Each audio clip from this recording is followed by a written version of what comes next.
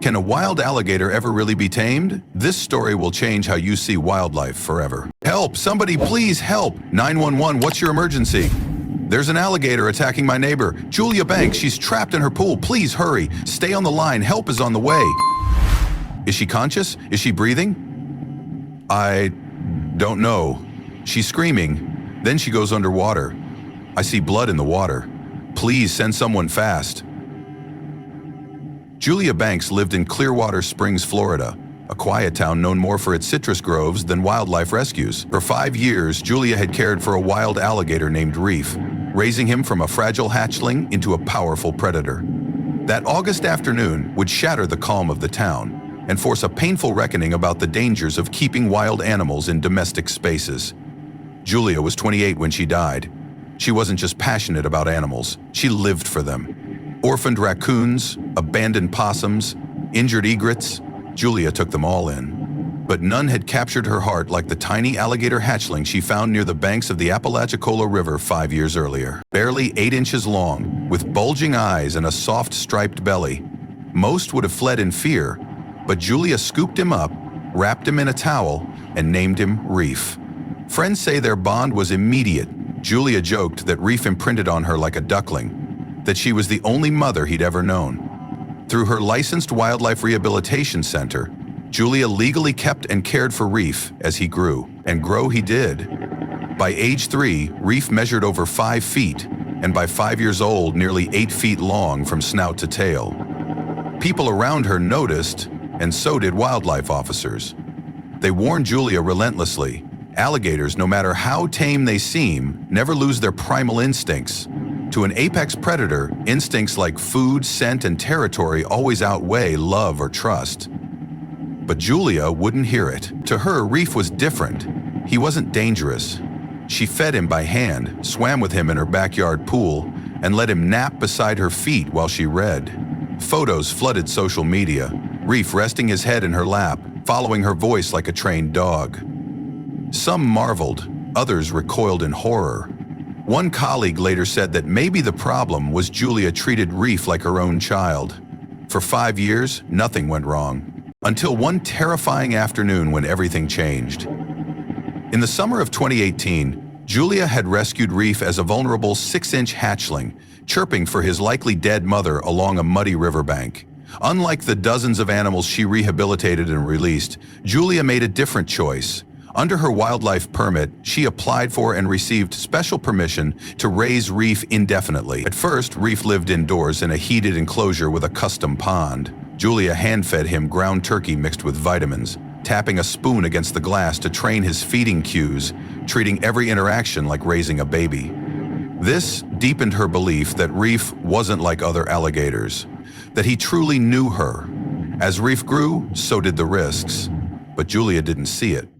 By 3 feet, she moved him outdoors to a small pool. By 4 feet, that pool was replaced by a converted in-ground backyard pool, where she swam with him regularly, convinced that this built trust. To her, Reef's calm movements and attachment to her voice were signs of a genuine bond. To trained wildlife officials, however, it was nothing more than habitual conditioning. Reef never showed aggression. Julia could touch him, float beside him, stroke his jaw, and he would close his eyes in apparent comfort. For 5 years, Reef lived beside Julia, seeming tame, even affectionate, but nature never forgets. By 2023, Reef weighed nearly 300 pounds, and his powerful tail could knock down a grown adult. He had outgrown his original enclosure. His diet shifted to whole chickens, frozen rats, and fish, fed from a distance. No more hand feeding. Reef didn't do us. He stuck. Fed out. But Julia still entered the pool, floated beside him, whispering reassurances, smiling as if nothing had changed. She just didn't realize it yet. By summer 2022, Reef had reached an imposing 7.5 feet. His body was thick with muscle, his snout broad and strong. His eyes, once small and dependent, had grown cold and watchful. Yet Julia continued treating him as that vulnerable hatchling she'd rescued, swimming with him, talking to him, feeding him thunderous meals. Neighbors, wildlife officers, and close friends began to worry. The signs were clear. Reef was no longer the gentle companion Julia believed him to be.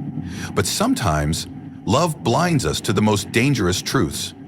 What happened that day in Clearwater Springs would haunt the town forever and serve as a grim warning about the deadly risks of trying to tame wild nature. Kenneth Lyles, a veteran field officer with the Florida Fish and Wildlife Conservation Commission, had visited Julia's property after a routine inspection flagged concerns.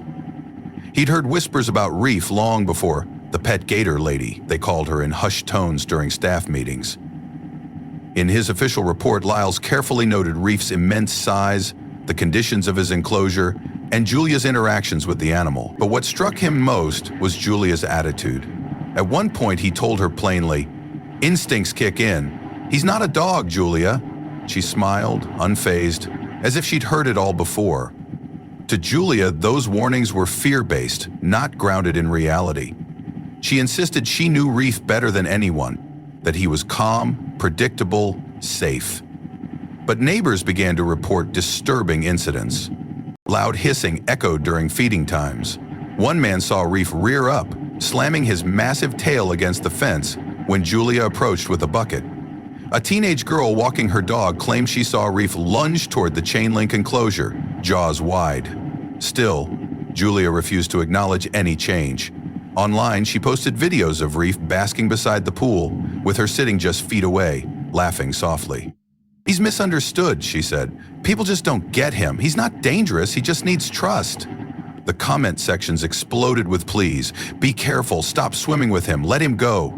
Some warned she was risking her life.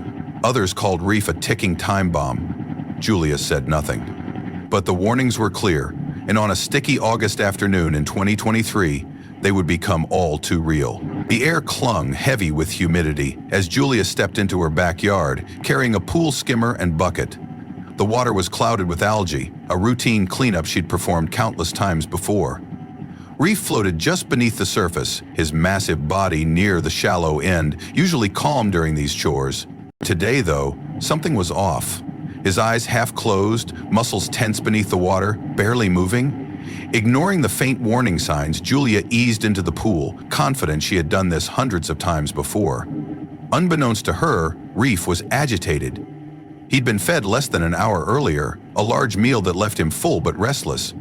Beneath his calm exterior, his hunting instinct stirred. As Julia dipped the skimmer, Reef shifted suddenly. His powerful tail swept beneath her legs, and before she could react, his jaws clamped down on her right leg with terrifying force. Instinctively, Reef began what wildlife experts call a death roll, a violent spinning maneuver designed to incapacitate prey. Julia's screams tore through the backyard, desperate and raw. She fought to break free, but Reef's grip was unrelenting. Panic rippled through the quiet afternoon as neighbors heard the chaos and dialed 911. Julia thought it was just another cleaning, another ordinary moment with the creature she loved. But Reef had other plans. At around 3:15 p.m., Clara Monroe, Julia's next-door neighbor, was tending her garden when frantic thrashing and desperate screams shattered the usual calm. Dropping her tools, her heart pounding, Clara raced to the fence. There, in horrifying slow motion, she saw Reef thrashing violently, Julia struggling, limbs flailing, as the alligator lunged and clamped down on her right thigh with crushing power. Without hesitation, Reef began the death roll, pulling Julia underwater again and again. The pool churned violently as her screams echoed off nearby houses, desperate cries swallowed by the roaring violence beneath the surface. "Help, please!" Julia cried out, but the murmurs of panic were drowned by the struggle. Clara's hands trembled as she reached for her phone, voice cracking through the 911 call. "There's blood in the pool," she said, trembling with fear. "She's not moving. Please hurry! Someone's getting attacked by an alligator inside the pool." Reef dragged Julia toward the deep end, jaws locked tight. The water darkened with streaks of blood as her movements slowed, the fight draining from her body. Neighbors gathered in stunned disbelief, watching helplessly behind fences and windows. Within minutes, emergency vehicles screeched into Clearwater Springs. Paramedics rushed through the backyard gate alongside wildlife officers wielding long poles designed to control dangerous animals. Reef thrashed violently near the deep end, his tail slamming against the pool's edge as officers tried to push him away from the motionless figure. It was a tense, dangerous dance. One wrong move could cost another life. Paramedics cautiously entered the pool area and pulled Julia from the water. Her body was limp, pale, covered in deep cuts and bruises. Her right leg bore severe lacerations and crushing bite marks, unmistakably from a large alligator. Alongside the trauma was evidence of drowning, waterlogged lungs, and labored breathing. Despite their rapid efforts to stabilize her, Julia remained unconscious. She was rushed by ambulance to the hospital, where trauma surgeons fought to save her life. But the injuries were overwhelming. Hours later, in a sterile hospital room humming with machines and whispered prayers, Julia Banks was pronounced dead. The tragedy sent shockwaves through the community. But the crisis was far from over. With Julia gone, questions about the dangers of raising wild animals in domestic spaces loomed larger than ever. Reef was captured after wildlife officers carefully administered tranquilizer darts, turning the massive alligator, once a beloved pet, into a lethal threat. Following strict state protocols for dangerous captive alligators involved in human fatalities, Reef was euthanized shortly after capture. The once tamed reptile was put down, closing a heartbreaking chapter on a relationship tragically gone wrong. News of Julia Banks's death spread rapidly through Clearwater Springs and beyond, sending waves of shock and grief through the tight-knit community. Friends, neighbors, and animal lovers struggled to understand how such a tragedy could befall someone so devoted to wildlife. In the days that followed, candlelight vigils gathered mourners at the local park, clutching photos of Julia smiling beside Reef when he was just a hatchling. Tears flowed freely as stories of her kindness, passion, and unwavering commitment to creatures others feared were shared. Former co-workers from the Regional Wildlife Rehabilitation Center spoke openly about Julia's dedication, but also about growing concerns they had kept quiet.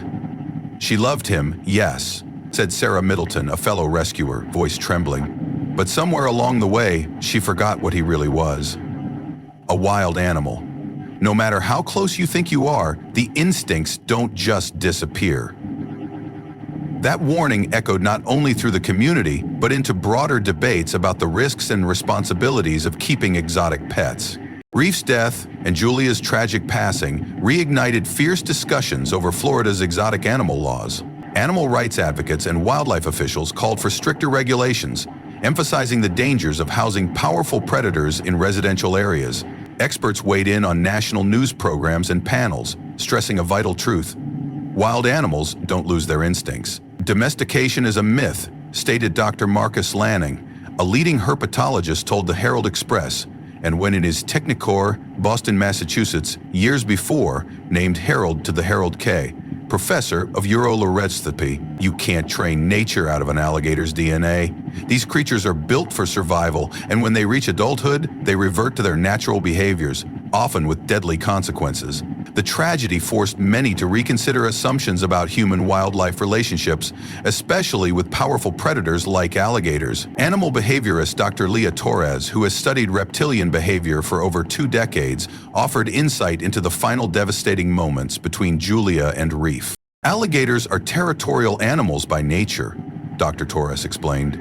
"When Reef reached full size, over 7 feet and hundreds of pounds, his instincts to defend his space intensified. Julia, no matter how familiar she seemed, became a perceived threat in his territory." She pointed to the timing of the attack as crucial. Alligators exhibit increased aggression shortly after eating or when anticipating food. Julia had entered the pool soon after Reef had been fed, a dangerous moment when territorial instincts and irritability peak.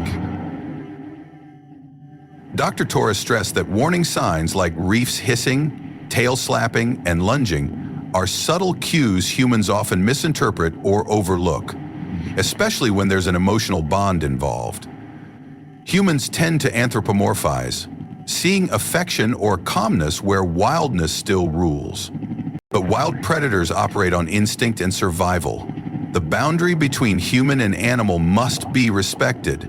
No matter how close you believe you are, you can never fully control or predict a predator's actions.